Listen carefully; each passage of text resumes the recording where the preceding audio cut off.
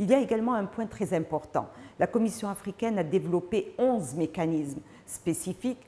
Parmi ces 11 mécanismes, certains même se sont développés à partir d'une thématique, de 2 thématiques et de 3 thématiques. C'est un point très important et on peut se poser la question de savoir si aujourd'hui, en 2022, est-ce que les 11 commissaires qui composent cette institution sont suffisants pour pouvoir prendre en considération et examiner toutes les questions émergentes qui se posent en Afrique.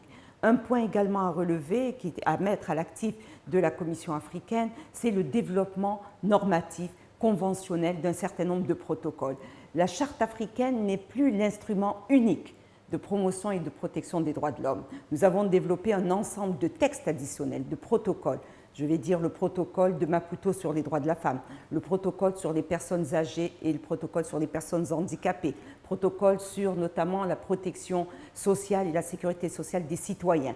Un autre protocole est en voie peut-être d'être adopté, c'est le protocole sur les aspects spécifiques de la nationalité et l'éradication de l'apatridie en Afrique. Un autre protocole doit être soumis à l'examen des États, il s'agit du protocole sur l'abolition de la peine de mort. Sans oublier également, au-delà des textes contraignants, donc obligatoires, l'existence de nombreux instruments de soft law qui permettent encore une fois de développer une interprétation progressive, évolutionniste et dynamique de la Charte africaine, mais également des autres instruments contraignants, et également de donner plus de visibilité au travail de la Commission.